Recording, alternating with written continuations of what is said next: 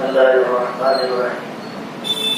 الحمد لله وكفى وسلام على عباده الذين اصطفى. أما بعد،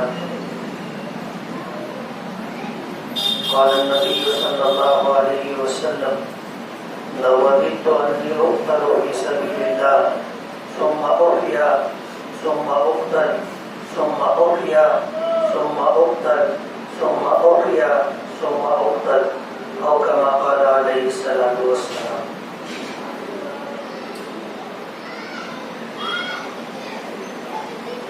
سامعین کرام، آج 10 محرم الحرام ہے. یہی وہ دن ہے کہ نواسۂ رسول جگر گوشہ بطول حضرت حسین ابن علی رضی اللہ تعالی عنہ اپنے اہل بیت کے ساتھ اور اپنے جانثاروں کے ساتھ میدان کربلا میں پہنچ کر کے جام شہادت نوش فرمایا تھا. کربلا کا یہ میدان جہاں اہل بیت کا خون اور جانثاران حسین رضی اللہ تعالی عنہ کا خون جذب ہے، یہ وہ مقدس سرزمین ہے جسے اللہ نے منتخب کیا تھا.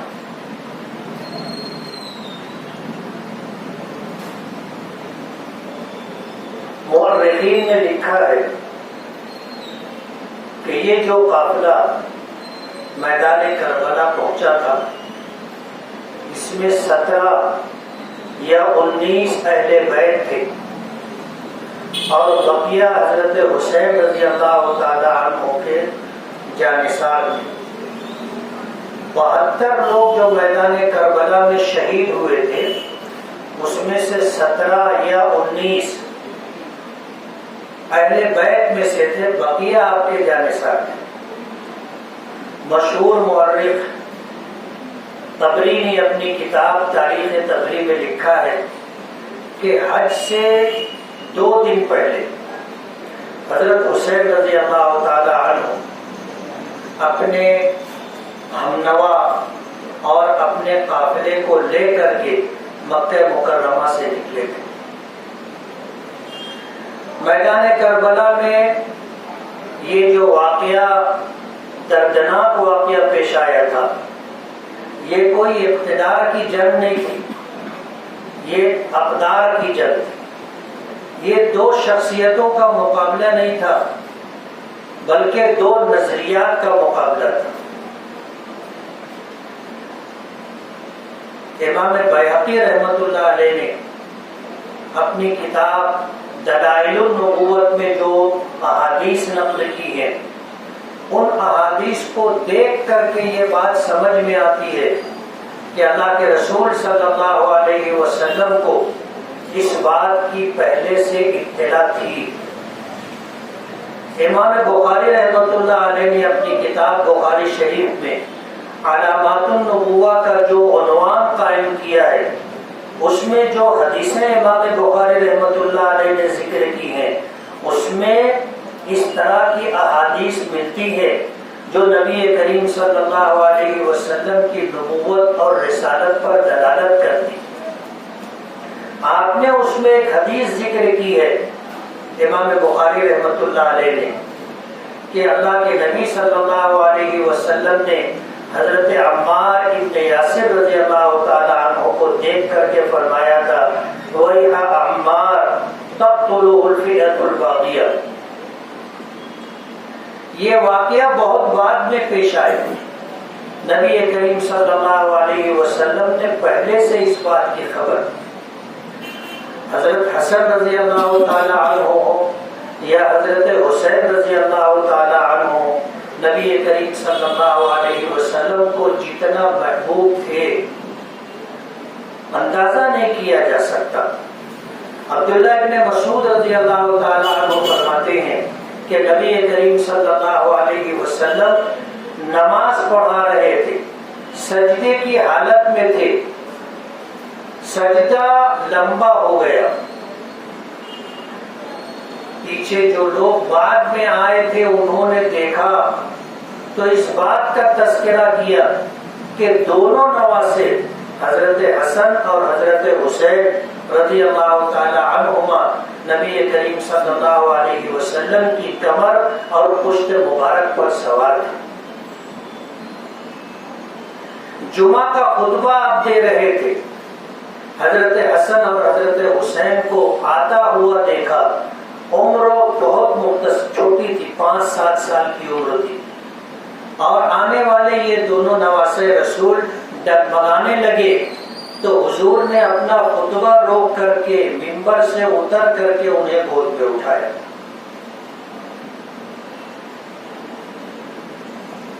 حضرت حسین رضی اللہ تعالی عنہ معمولی شخصیت نہیں تھی. میدان کربلا میں آپ بھی شہید ہوئے، آپ کے ساتھ آپ کے خاندان کے اور بھی لوگوں نے جام شہادت نوش کیا. اگر تاریخ اٹھا کر کے دیکھا جائے تو یہ بات کہنے میں میں حق بجانی ہوں کہ مظلوم ترین شخصیت اگر کوئی ہے تو وہ حضرت علی رضی اللہ تعالیٰ عنہ کی. حضرت علی کے ایک بیٹے حضرت حسین ہی نہیں، مزید 6 بیٹے میدان کربلا میں شہید ہوئے تھے. حسین ابن علی تو حسین ابن علی ہے، عباس ابن علی، ابو بکر ابن علی، عثمان ابن علی، محمد ابن علی، جعفر ابن علی، اور میرے خیال سے قاسم ابن علی. آخری نام پہ مجھے تھوڑا سا تردد ہے. یہ 7 بیٹے حضرت علی رضی اللہ تعالی عنہ کے میدان کربلا میں شہید ہوئے. مظلوم ترین شخصیت حضرت علی رضی اللہ تعالی عنہ خود بھی شہید ہوئے اور آپ کے خاندان کے حضرت حسین رضی اللہ تعالی عنہ حضرت فاطمہ رضی اللہ تعالی عنہ کی بیٹے تھے. بقیہ 6 جو بیٹے تھے وہ حضرت علی کے بیٹے دوسری بیویوں سے تھے جو حضرت حسین رضی اللہ تعالی عنہ کے ساتھ میدان کربلا میں آ کر کے شہید ہوئے تھے. میں نے جو بات کہی تھی کہ یہ کوئی اقتدار کی جنگ نہیں تھی، یہ اقدار کی جنگ تھی، اور یہ 2 شخصیتوں کا مقابلہ نہیں تھا، 2 نظریات کا مقابلہ تھا. حضرت حسین رضی اللہ تعالی عنہ گئے نہیں تھے، انہیں بلایا گیا تھا. بلایا گیا تھا. کوفہ کے لوگوں نے ہزاروں خطوط لکھے تھے اور آپ کو دعوت دی تھی کہ آپ آؤ، ہم آپ کے ہاتھ پر بیعت کر کے آپ کو امیر المومنین اور خلیفہ بنائیں. حج سے 2 دن پہلے مکہ مکرمہ سے یہ قافلہ نکلا.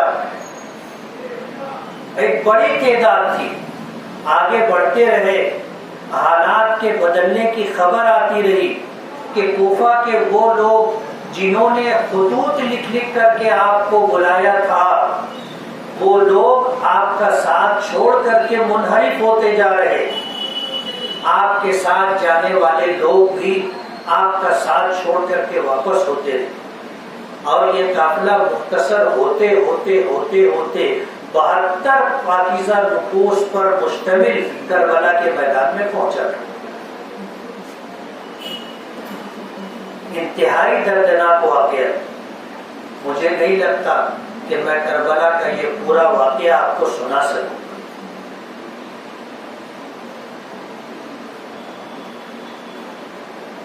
یہ 72 لوگ جب آگے بڑھے تو غالباً قادسیہ کے میدان میں حر ابن یزید نے، جو ہزاروں پر مشتمل لشکر لے کر کے آیا تھا، اس نے آپ کا گھیراؤ کر لیا.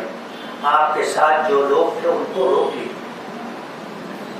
حضرت حسین رضی اللہ تعالی عنہ نے اس موقع پر 3 باتیں رکھی کہ ان 3 باتوں میں سے کسی ایک بات کو تم قبول کر، یا تو مجھے واپس مکہ مکرمہ اور مدینہ منورہ جانے دو، یا تو پھر مجھے اسلامی سرحد پر بھیج جانے دو تاکہ وہاں اسلام دشمن لوگوں سے مقابلہ کرنے کے لیے میں وہاں پر اپنی بہادری اور شجاعت دکھا سکوں، یا تو پھر مجھے براہ راست یزید کے دربار میں جانے دو، میں اپنا معاملہ اس کے ساتھ طے کر لوں۔ لیکن حر بن یزید کے ساتھ جو لشکر تھا اس نے تینوں باتوں میں سے کسی بات کو بھی قبول کرنے کے لیے آمادگی ظاہر نہیں۔ قادسیہ کے میدان میں ظہر کی نماز کا وقت ہو گیا، حضرت حسین رضی اللہ تعالی عنہ نے اپنے ساتھیوں سے کہا کہ اذان دو، ہم نماز پڑھیں۔ اذان دی گئی۔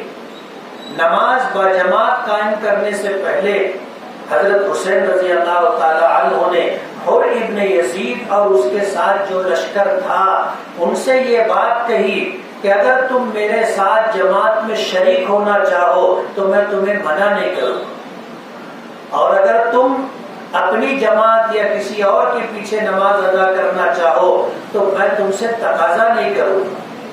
حر ابن یزید اور لشکر کے لوگوں نے کہا کہ ہم نماز تو آپ کے پیچھے ادا کریں، ہم نماز تو آپ کے پیچھے ادا کریں گے، لیکن ہم یزید کے ملازم، اس کے طرفدار، بات ہم وہی منوائیں گے جو ہم سے کہی گئی، اور وہ یہ ہے کہ آپ کو یہاں سے کوفہ چلنا پڑے گا اور عبید اللہ ابن زیاد کے ہاتھ پر تمہیں یزید کے لیے بیعت کرنی ہے۔ حضرت حسین رضی اللہ تعالی عنہ نے اس موقع پر کہا تھا، فرمایا تھا کہ تمہیں پتہ نہیں ہے کہ حسین اپنی جان تو دے دے گا لیکن کوفہ جا کر کے ابن زیاد کے ہاتھ میں ہاتھ نہیں دے گا۔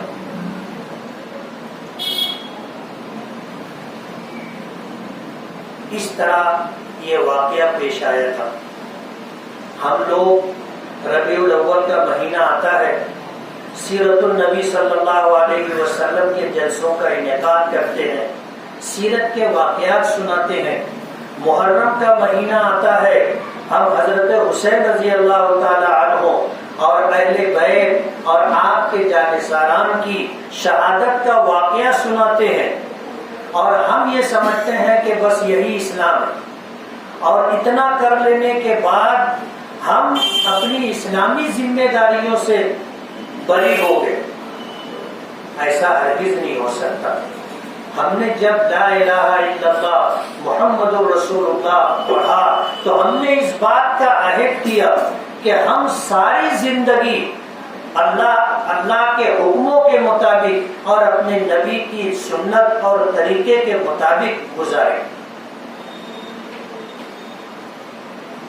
اگر ہم صرف سیرت کے واقعات بیان کر کے اور اگر ہم صرف شہادت حسین، اہل بیت اور جانثاران حسین کی شہادت کو بیان کر کے اگر یہ سمجھتے ہیں کہ یہی دین ہے تو آپ کو سمجھ لینا چاہیے کہ دین یہ نہیں،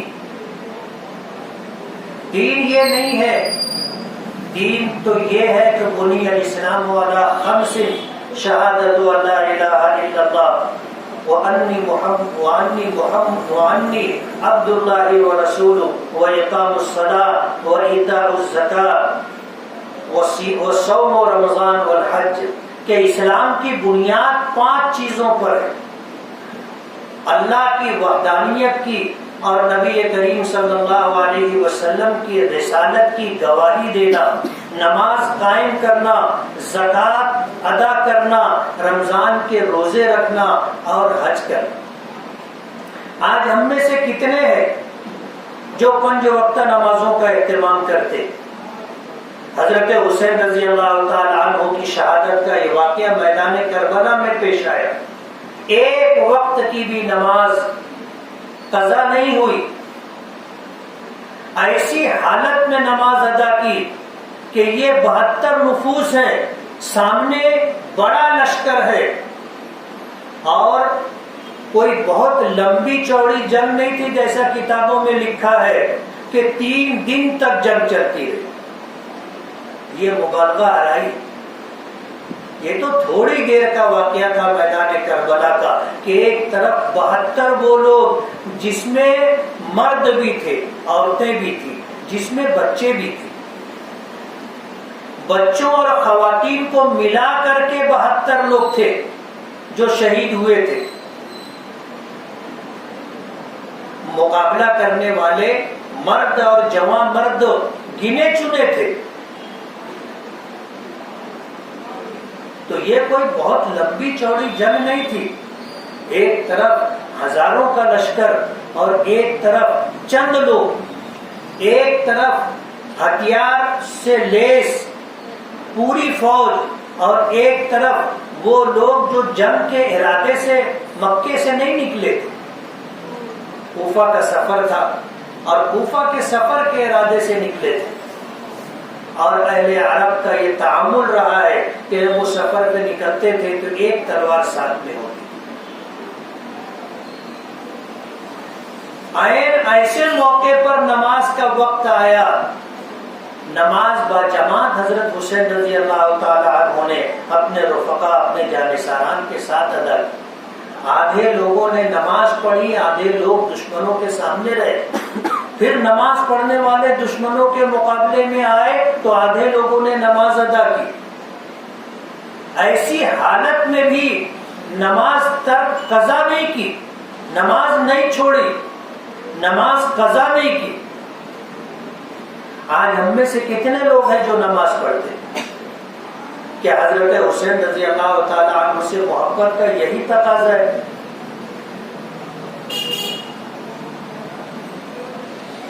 اس حالت میں نماز ادا کرنا, زمین بھی رشک کرتی ہوگی کہ کربلا کی اس سرزمین پر حضرت حسین اور ان کے ساتھیوں نے جو سجدہ کیا, ایسا سجدہ قیامت تک نہیں ہو سکتا. وہ ایک سجدہ جسے تو گراں سمجھتا ہے, 1000 سجدوں سے دیتا ہے آدمی کو نجات. حضرت حسین رضی اللہ تعالیٰ عنہ کی گود میں ان کے بیٹے عبداللہ بیٹھے تھے. ایک ظالم نے نشانہ لے کر کے تیر چلایا, اللہ کی منشا تھی, مرضی تھی. تیر آ کر سیدھا گلے پر لگا. یہ بھی تو ہو سکتا تھا کہ تیر ادھر سے نکل جاتا, تیر ادھر سے نکل جاتا, لیکن سیدھا آ کر کے گلے پر, نرخرے پر آ کر کے تیر لگا اور اسی وقت عبداللہ نے گردن ڈالی. خون نکلا. حضرت حسین کے متعلق آتا ہے کہ انہوں نے اس طرح ہاتھ میں خون لے کر کے آسمان کی طرف ایسے اٹھایا اور یہ کہا تھا کہ اللہ, تیری منشا یہ ہے کہ تو نے اپنی مدد روک لی ہے اور تو یہ چاہتا ہے کہ آج اس میدان میں ہم شہید ہو جائیں. اگر تو ہم سے ناراض نہیں ہے تو ہم اس پر راضی ہیں.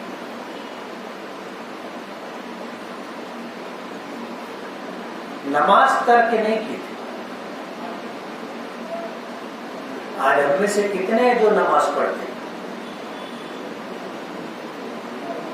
محبت کا دم بھرتے ہیں, اللہ کی محبت کا, اللہ کے رسول صلی اللہ علیہ وسلم کی محبت کا, حضرت حسین کی محبت کا, اہل بیت کی محبت کا دم بھرتے ہیں. کتنے ایسے ہیں جو نماز پڑھتے ہیں؟ بچنے والوں میں جو لوگ تھے اس میں حضرت زین العابدین رضی اللہ تعالیٰ عنہ روزانہ رات رات بھر رویا کرتے تھے. ان کے غلام نے پوچھا کہ آپ روزانہ روتے ہیں؟ تو حضرت زین العابدین رضی اللہ تعالیٰ عنہ نے کہا تھا کہ میں کیوں نہ رو. حضرت یعقوب کا ایک بیٹا حضرت یوسف جو گم ہو گیا تھا اور بعد میں مل بھی گیا تھا, اس کی یاد میں 40 سال تک روتے رہے, نابینا ہو گئے. میں نے تو اپنے بھائی کو, اپنے بھائیوں کو اور اپنے بھتیجوں کو, اہل بیت کو, اہل بیت سے محبت رکھنے والوں کو میدان کربلا میں 72 لوگوں کو شہید ہوتے ہوئے دیکھا ہے. میں نہ اپنے باپ کو شہید ہوتے ہوئے دیکھا. ہم میں سے کون ہے جس کو حضرت حسین اور اہل بیت سے اور آپ کے جانثاران سے ایسی محبت ہو کہ انہوں نے جو اسوہ اور نمونہ میدان کربلا میں نماز کے لیے پیش کیا تھا، ہم کر سکتے؟ اپنے مسلمان ہونے کا اور اللہ اس کے رسول اور اہل بیت سے محبت کا دم بھرتے ہیں، نماز کی یہ حالت ہے۔ 2% مسلمان بھی 5 وقتہ نماز ادا نہیں کرتے، 2% مسلمان ہے۔ زکوٰۃ پوری زکوٰۃ ادا نہیں کرتے۔ اللہ کے رسول صلی اللہ علیہ وسلم نے فرمایا کہ اگر میری امت کے عمراء مالدار جن پر زکوٰۃ فرض ہے، اگر وہ اپنی پوری زکوٰۃ ادا کرنے لگیں تو روئے زمین پر کوئی مسلمان ننگا اور بھوکا نہیں رہے گا۔ رمضان کے روزے کتنے رکھتے ہیں؟ روزے چھوڑنے کے 17 بہانے، 17 بہانے۔ حج فرض ہو جاتا ہے، کون حج ادا کرنے کے لیے جلدی کرتا ہے؟ جبکہ یہ اسلام کی بنیاد ہے، توحید، رسالت کا اقرار، نماز کا قائم کرنا، زکوٰۃ پوری ادا کرنا، رمضان المبارک کے روزے رکھنا اور حج کرنا۔ نماز ہر مسئلے کا حل ہے، ہر مسئلے کا حل ہے۔ حدیث پاک میں آتا ہے، حدیث قدسی ہے، اللہ پاک فرماتے ہیں کہ میرے بندے تم میرے لیے صبح کے وقت میں 2 رکعت نماز ادا کر لیا کر، میں تیرے دن بھر کے کاموں میں تیری کفایت کروں۔ ہم تو 2 رکعت فرض پڑھنے کے لیے نہیں اٹھتے۔ اقبال نے کہا کہ کس قدر تم پہ گرا صبح کی بیداری ہے، ہم سے کب پیار ہے، ہاں نیند تمہیں پیاری۔ فرض ادا نہیں کرتے، کہاں اللہ کے لیے 2 رکعت نفل ادا کریں؟ صبح بیدار ہونے کے بعد اپنے گھر سے نکلنے سے پہلے وضو کر کے 2 رکعت نفل نماز صرف اللہ کی رضا کے لیے پڑھنا چاہیے کہ اللہ یہ نماز صرف تیرے لیے، تیری رضا کے لیے۔ اللہ کا وعدہ ہے دن بھر کے کام میں بنا کر کے دوں گا، دن بھر کے کام میں بنا کر کے دوں گا، اللہ کا وعدہ ہے۔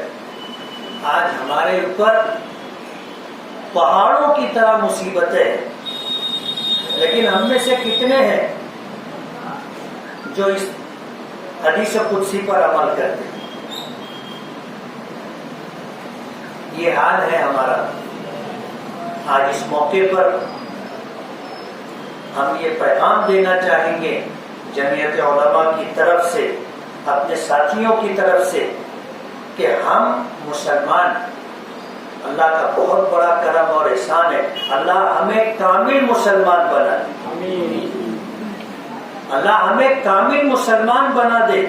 یہ زندگی بہت مختصر ہے، بہت مختصر ہے۔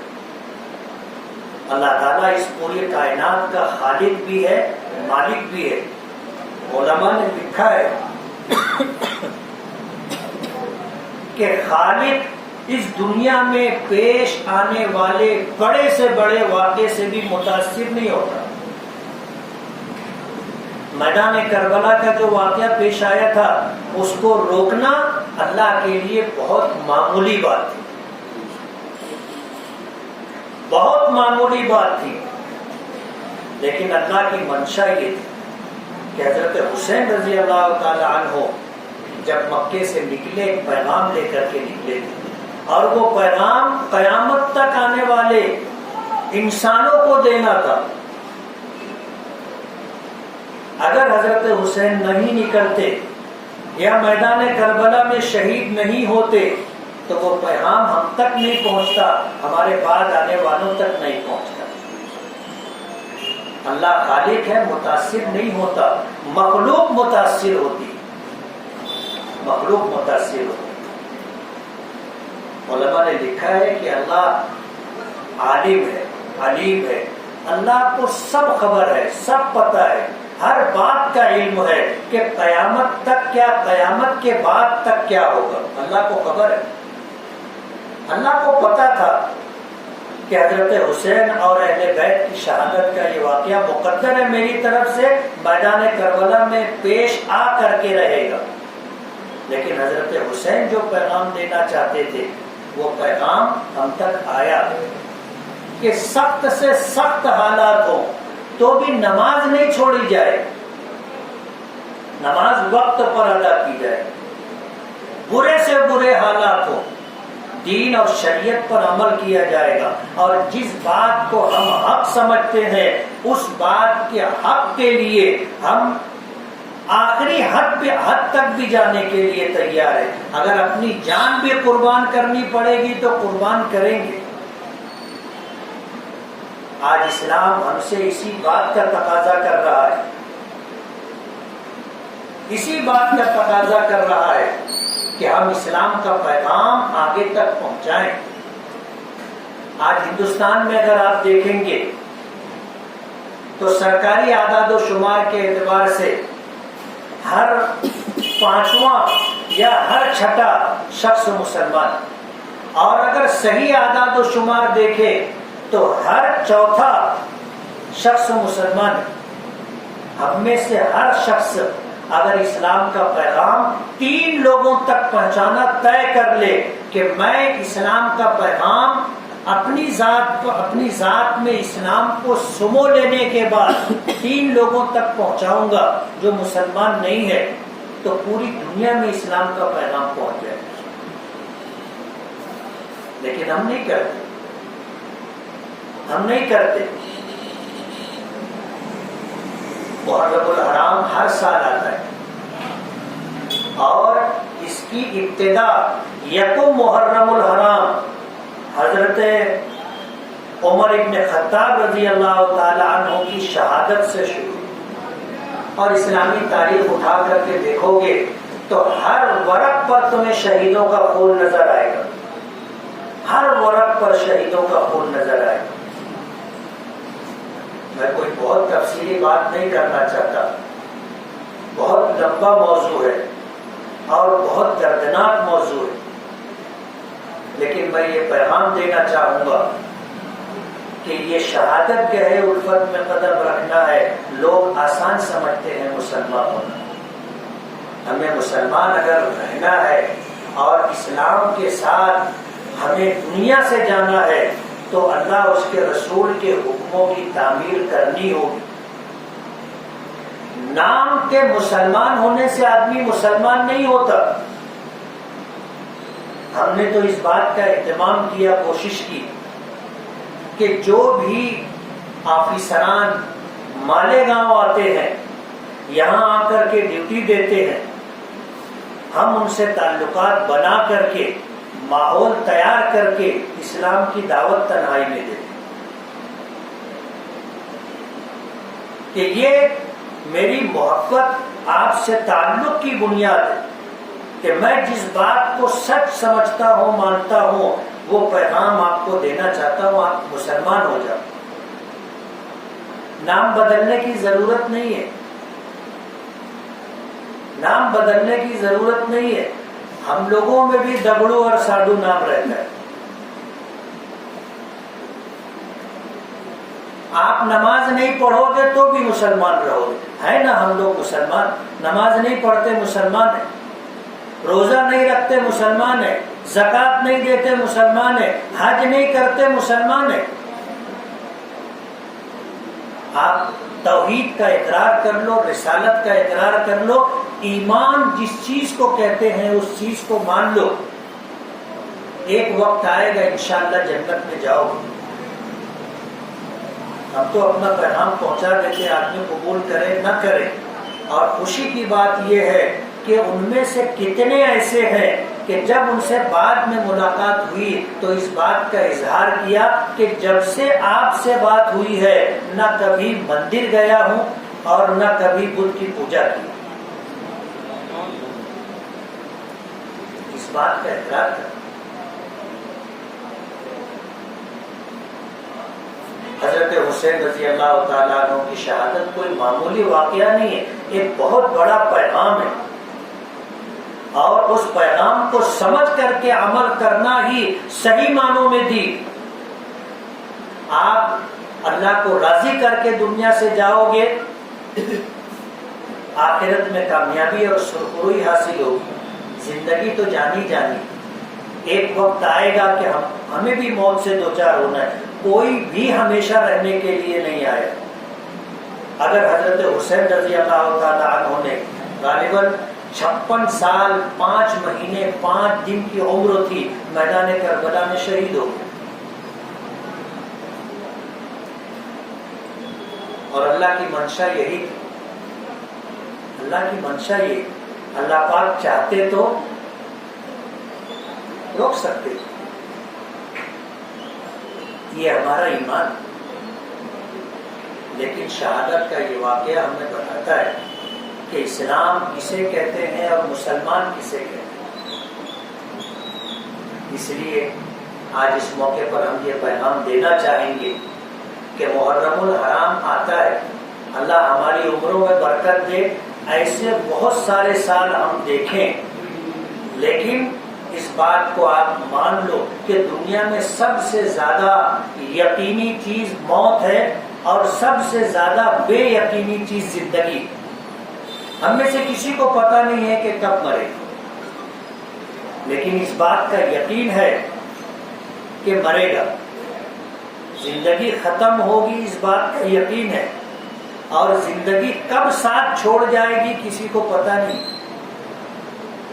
اس لیے اگر حضرت حسین نے اپنے اہل بیت کے ساتھ، اپنے جانثاروں کے ساتھ جام شہادت نوش کیا تھا اور دنیا چھوڑ دی تھی، تو ہمیں بھی آخرت کی تیاری کرنا چاہیے، جو جگہ ہمیشہ ہمیشہ رہنے کی۔